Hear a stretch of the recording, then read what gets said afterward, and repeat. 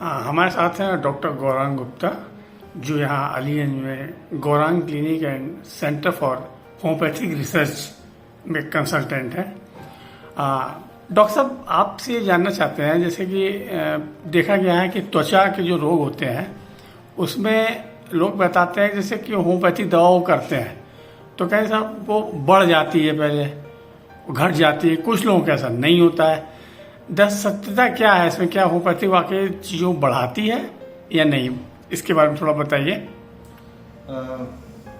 In general तो यही मानना चाहिए कि ये एक मिथ्या है कि होम्योपैथिक दवाई पहले बीमारी को बढ़ाती है फिर घटाती है। उदाहरण के तौर पे मान लीजिए किसी को 99 या 100 बुखार है तो ऐसा नहीं होगा कि होम्योपैथिक दवा लेने से पहले उसको 104 बुखार हो जाए फिर उसको आराम हो जाए। या कोई गठिया की दवा करे तो जो पहले अपनी रोज़मर्रा के काम कर रहा था, ऑफिस जा रहा था, ऐसा नहीं होता कि वो बिल्कुल पहले बिस्तर पे आ जाए, बिल्कुल बेडरिडन हो जाए और फिर उसका गठिया ठीक हो जाए। ऐसा कहना गलत होता है। लेकिन हाँ, एक एक्सेप्शन है।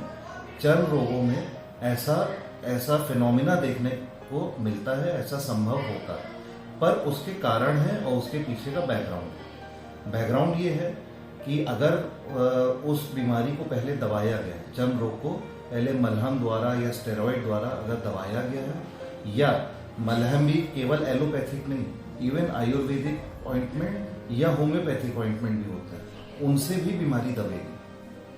तो कोई भी दवा जब हम ऊपर लगाते हैं तो जो बीमारी है वो अंदर की ओर जाती है। इसीलिए इन बीमारियों का सही इलाज इंटरनल मेडिसिन से होता है। एक्सटर्नल मेडिसिन जो है उसको हमेशा सप्रेस कर। अलग है कि एलोपैथिक दवाओं से, बल्कि स्पेशली स्टेरॉइड से सबसे ज्यादा सप्रेशन होता है, आयुर्वेदिक दवाओं से कुछ कम होता है, होम्योपैथिक दवाओं से और कम होता है। उसी सीक्वेंस में उसके दुष्प्रभाव भी। लेकिन समझने वाली बात यह है, जब सप्रेशन हुआ है तब अगर होम्योपैथिक दवा दी जाती है तो जो बीमारी अंदर दबी हुई है उसकी थोड़ी बढ़ने की प्रवृत्ति होती है, और अगर सप्रेशन नहीं हुआ तो फिर उसकी बढ़ने की कोई टेंडेंसी नहीं होती। ये एक बात हुई। दूसरी बात ये भी, कोई भी बीमारी कभी भी अगर शरीर में सप्रेस होती है तो जब भी उसको दबाने का काम रोका जाएगा तो शरीर भी उसको बाहर निकालता है। तो कायदे से तो ये पहला पॉइंट होना चाहिए जी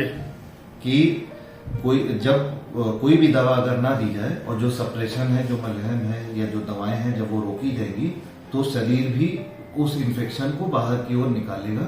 शरीर का यही करने की प्रणाली होती है, यही उसकी प्रक्रिया होती है। जैसे उदाहरण के तौर पे आप समझे, अगर लंग में इन्फेक्शन हो जाता है तो जो भी कफ, जो भी सिक्रीशन होता है वो खांसी के द्वारा ऊपर की ओर शरीर उसको बाहर निकालता है। अगर नाक में इन्फेक्शन होता है तो बलगम के द्वारा वो नाक से निकलता है। पेट में इन्फेक्शन होता है तो पेट का इन्फेक्शन उल्टी द्वारा शरीर उसको बाहर की ओर फेंकता है। और आंतों का इन्फेक्शन होता है तो लूज मोशन से या डायरिया से उससे बाहर की ओर निकलता है। ऐसे ही बहुत से जो चीजें जो एक्सक्रीट करनी होती शरीर को, पसीने द्वारा भी एक्सक्रीशन पॉसिबल होता है। तो इसी प्रकार से जब स्किन का कोई इन्फेक्शन होता है तो शरीर अपने आप ही उसको धकेल के सतह की ओर लाता है। इसका बहुत अच्छा अगर उदाहरण है तो चिकन पॉक्स एक इसका बहुत ही जीता जागता नमूना है कि जो वायरस आपके शरीर में होता है, शरीर उसको बाहर की ओर फेंकता है और तभी जो फफोले, जो छाले बनते हैं उसमें वायरस होता है और फिर वो पपड़ी बन के मुरझा के और झड़ जाता है। तो कोई भी चर्म रोग इसी रूप से ऊपर सतह पे आता है। लेकिन अगर उसको दबाया गया है चर्म रोग को तो जरूर है कि होम्योपैथिक दवा लेने से जब इम्यून सिस्टम स्ट्रांग होता है, इम्यून सिस्टम मजबूत होता है, तो वो और काबिल हो जाता है उस इन्फेक्शन को शरीर से बाहर फेंकने में। अगर उसकी पावर पहले कम थी, अब वो और केपेबल हो गया है और मजबूत हो गया है उसको बाहर फेंकने के लिए। इसलिए कुछ हद तक ऐसा पाया जाता है कि होम्योपैथिक दवा शुरू करने पे वो बीमारी थोड़ी सी और बढ़ जाती है। तो ये मिथ्या कहाँ से आई? ये दो बातों से आई है। एक तो जब चर्म रोग का कोई इलाज होम्योपैथी में करने आता तो अंग्रेजी दवा रोकी जाती, एलोपैथिक दवाएं रोकी जाती, तुरंत होम्योपैथिक दवा शुरू करी जाती। तो हम एलोपैथिक दवा रोकने से, सप्रेशन रोकने से वैसे भी वो बीमारी बढ़ती। अगर होम्योपैथिक दवा ना करी होती तब भी वो बढ़ती।